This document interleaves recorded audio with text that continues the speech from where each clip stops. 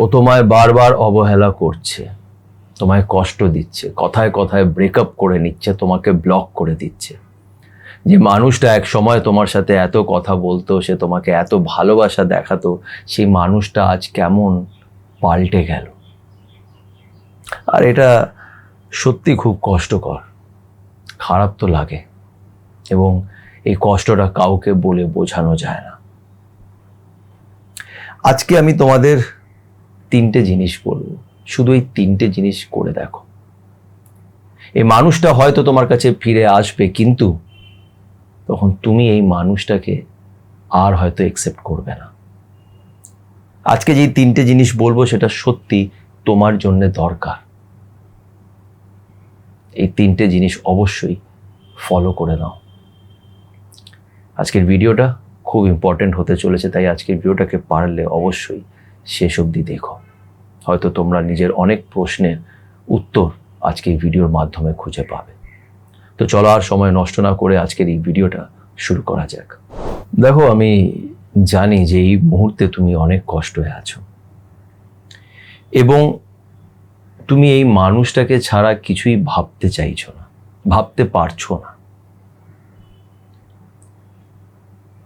তুমি বুঝতেই পারছো না যে তুমি এই মানুষটাকে ছাড়া কি করে থাকবে, কি করে চলবে তোমার জীবনটা। তাই তুমি এই মানুষটাকে নিজের কাছে নিয়ে আসতে চাইছো, ফিরিয়ে আনতে চাইছো, বারবার ওকে মেসেজ করছো, কিন্তু সে সেরকমভাবে কোনোই উত্তর দিচ্ছে না, তোমাকে আবার ব্লক করে দিচ্ছে, খুব খারাপ ব্যবহার করছে।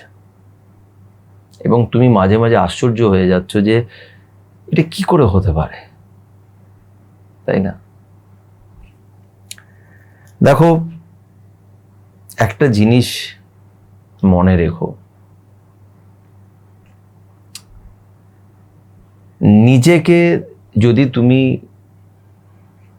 কারুর জন্যে নিজেকে যদি সম্পূর্ণ বেচে দাও, মানে নিজের সেলফ রেসপেক্টটা যদি তুমি বেচে দাও, নিজেকেই যদি ভুলে যাও, তাহলে এই মানুষরা কখনোই ভালোবাসা পায় না, তাদের কাছে ভালোবাসা টেকে না। কি করে টিকবে? তুমি নিজেকেই ভালোবাসো না। যে মানুষটা নিজেকে ভালোবাসতে পারে না, যে নিজের কদরটা বোঝে না, তার কদরটা অন্যজন কি করে বুঝবে? এবং এখান থেকেই আসছে প্রথম জিনিস যেটা তোমাকে করতে হবে, সেটা হচ্ছে খুব ঠান্ডা মাথায় ভেবে দেখবে, তোমার মন, আমাদের ভেতরে না দুটো মানুষ থাকে, আমাদের মধ্যে আমাদেরই দুটো ভাগ থাকে, একটা ব্রেন, একটা হার্ট। সাধারণত যাবতীয় প্রবলেমের কারণ হচ্ছে আমাদের এই ব্রেইনটা। এই ব্রেইনের মধ্যে আমরা অনেক কিছু ভেবে ফেলি, এটা কি হবে, ওটা কি হবে, ও যদি এরকম না করে তাহলে কি হবে, ওর মাথায় কি চলছে, ও কি ভাবছে, এগুলো নিয়ে আমরা সারাক্ষণ পড়ে থাকি, আর আরো কমপ্লিকেশনস হতে থাকে। কিন্তু সেখানেই তোমার একটা মন আছে, তোমার মনের ভেতরে কোথাও না কোথাও তুমি কিন্তু জানো যে এই মানুষটা হয়তো তোমার জন্য ঠিক নয়। আর যার ফলেই তুমি আজকে এই ভিডিওটাও দেখছো, বা এরকম ধরনের ভিডিও তুমি রোজ দেখছো, বিকজ কোথাও না কোথাও তোমার এই মনের ভেতরে এটা আছে যে এই মানুষটা কিন্তু আমাকে পরবর্তীকালে গিয়েও, যদিও আজ ফিরেও আসে, তাহলেও কিন্তু ও কালকে গিয়ে আমাকে প্রবলেম দেবে, বিকজ কোথাও না কোথাও কিন্তু এই মানুষটা আমাকে ভালোবাসে না। এটা তোমার মনের ভেতরে এই উত্তরটা কিন্তু তুমি পেয়ে গেছো, কিন্তু তোমার ব্রেইন সেটাকে মানতে চাইছে না, বিকজ তোমার ব্রেইনের এই মানুষটার অভ্যেস হয়ে গেছে।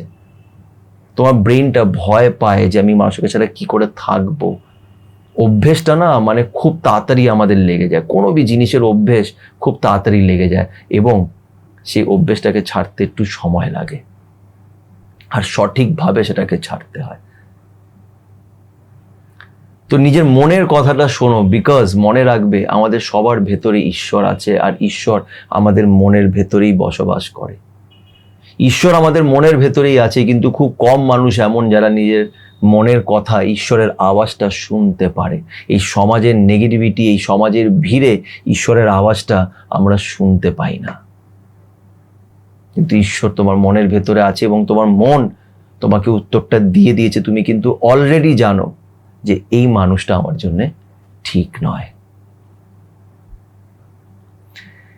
দ্বিতীয় পয়েন্ট, যেটা একদম স্টার্টিংয়ে বললাম, খুব ইম্পর্টেন্ট একটা পয়েন্ট, যে দেখো ঈশ্বরও একটা কথা বলেছেন, গীতাতেও একটা কথা লেখা আছে, যে নিজেরকে সম্মান করো, নিজের ভ্যালুটাকে আগে বোঝো।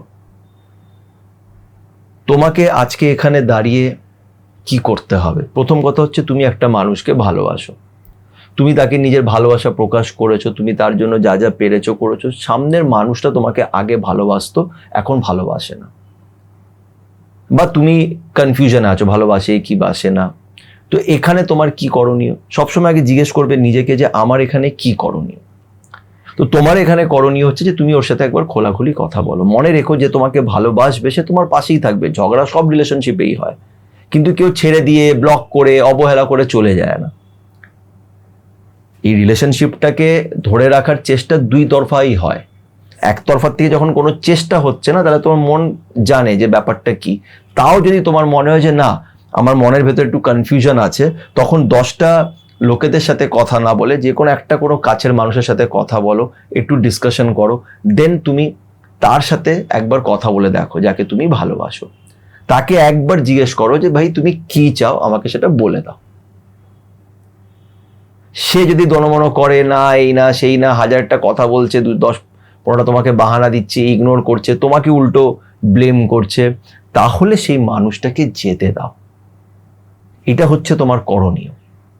কারণ তোমাকে যখন সে ইগনোর করছে, তোমাকে যখন সে বারবার করে তোমার উপরে ব্লেম করছে, যাই হচ্ছে না কেন তোমাকে তার জন্য দোষী বলছে, তাহলে বুঝে নিও যে এরপরেও তুমি যদি তার পিছন পিছন যাও, তাহলে তোমাকে তোমার সেলফ রেসপেক্টটা বেঁচে তার কাছে যেতে হবে। এবং সেলফ রেসপেক্টটা বেঁচে তুমি যদি তার কাছে যাও, কোনো লাভ নেই। সেলফ রেসপেক্টটা বেঁচে তুমি যদি তার কাছে যাও, তাহলে কোনো লাভ নেই। কারণ এই মানুষটা তোমাকে বারবার কষ্ট দেবে। আর মনে রাখবে, ঈশ্বর তোমাকে সেই কষ্টটা বারবার দেবে যতক্ষণ না তুমি সেখান থেকে শিখবে। ওই একই লুপে একই রকম ভাবে বারবার তুমি সেই একই জিনিসের মতন একই জিনিস তুমি নিজের জীবনে ফেস করবে, যতক্ষণ না তুমি সেই জিনিসটাকে শিখছো বা তুমি স্ট্রং হয়ে দাঁড়াচ্ছ। সে একই রকমের কষ্ট তোমাকে বারবার দিতে থাকবে। তাই তোমাকে তোমার ভ্যালুটাকে এখানে বুঝতে হবে। মনে রাখবে, তোমার হাতে শুধু যতটা তোমার করণীয় তুমি শুধু ততটাই করতে পারবে। তার বাইরে যেগুলো তুমি করতে যাচ্ছ বা করার চেষ্টা করছো, সেটা করে তুমি শুধুমাত্র নিজেকে ছোট করা ছাড়া আর কিচ্ছু করবে না।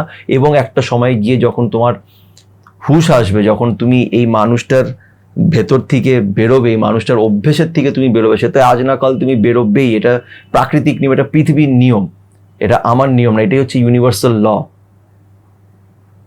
যে নাথিং ইজ পার্মানেন্ট। আজ যেই কষ্ট আছো সেই কষ্ট তুমি কাল থাকবে না, কিন্তু কাল গিয়ে তোমার এটা অবশ্যই মনে হবে যে কেন আমি নিজেকে এত ছোট করলাম এই মানুষটার জন্য। এটা তোমার অবশ্যই মনে হবে। তাই যতটুকু করণীয় অতটুকু করো, তারপরে যদি সে না আসতে চায় তাকে যেতে দাও। এবং 3 নম্বর পয়েন্ট এখান থেকেই আসে, যে তাকে যেতে দাও এবং তুমি সম্পূর্ণভাবে তার সাথে কন্ট্যাক্টটা বন্ধ করো। এই জায়গাটা না অনেকজন বুঝতে পারে না। আমাকে অনেকজন কন্ট্যাক্ট করে আর তারা আমাকে বলে, দাদা আমি একদম ডিট্যাচ হয়ে গেছি, আমি আর ওর সাথে কথা বলি না। ডিট্যাচ তুমি হওনি, তুমি ওর সাথে কথা বন্ধ করে দিলেও তুমি ওর ব্যাপারে 10টা লোকের সাথে কথা বলো, তুমি ওর ডিপি চেক করো, তুমি ওর স্ট্যাটাস চেক করো, তুমি ওর ফেসবুকেও কি করছে তুমি দেখো, ওর খোঁজ খবর তুমি নিচ্ছ 10টা মানুষের কাছ থেকে, এবং মনের ভেতরে ওটা ভাবছো যে ও কি ভাবছে তোমার জন্য, ও কি চাইছে, ওর সাইকোলজিটা কি, ওর জীবনে কি চলছে, তুমি কিন্তু ওকে নিয়েই চিন্তা ভাবনা করছো। তুমি ওর সাথে কথা বলছো না, তুমি দেখিয়ে দিচ্ছ যে আমি তো কথা বলছি না। তুমি বলেছিলে দাদা কথা বলতে না, একদম কন্ট্যাক্ট বন্ধ করে দিতে, আমি কন্ট্যাক্ট বন্ধ করেছি, কিন্তু মনের ভেতরে তোমার কন্ট্যাক্ট তাকে নিয়ে চলেই যাচ্ছে। তাহলে এটা ডিট্যাচমেন্ট নয়। অ্যাট্রাক্ট করতে গেলে তোমাকে ডিট্যাচড হতে হবে, কিন্তু ডিট্যাচড হওয়ার জন্য এটা হচ্ছে প্রসেস, যে তোমাকে মন থেকে সম্পূর্ণ তাকে সরাতে হবে। মানে তার চিন্তা ভাবনাগুলো সরাতে হবে। মন থেকে তুমি তো ফট করে তাকে ভুলে যাবে না, কিন্তু তাকে নিয়ে তুমি চিন্তা করো না। তার ব্যাপারে 10টা লোকে যত তুমি কথা বলবে, ততই এই কথাটা বাড়বে, অতই তোমার মাথার মধ্যে নেগেটিভ চিন্তা ভাবনা চলবে। আর নেগেটিভ চিন্তা ভাবনা চললে তুমি নেগেটিভ জিনিসটাকেই অ্যাট্রাক্ট করবে। সো তোমাকে যেটা করতে হবে সেটা হচ্ছে এই মানুষটাকে সম্পূর্ণভাবে ডিট্যাচ করতে হবে, এর সাথে কথা বলা একদম বন্ধ করে দাও।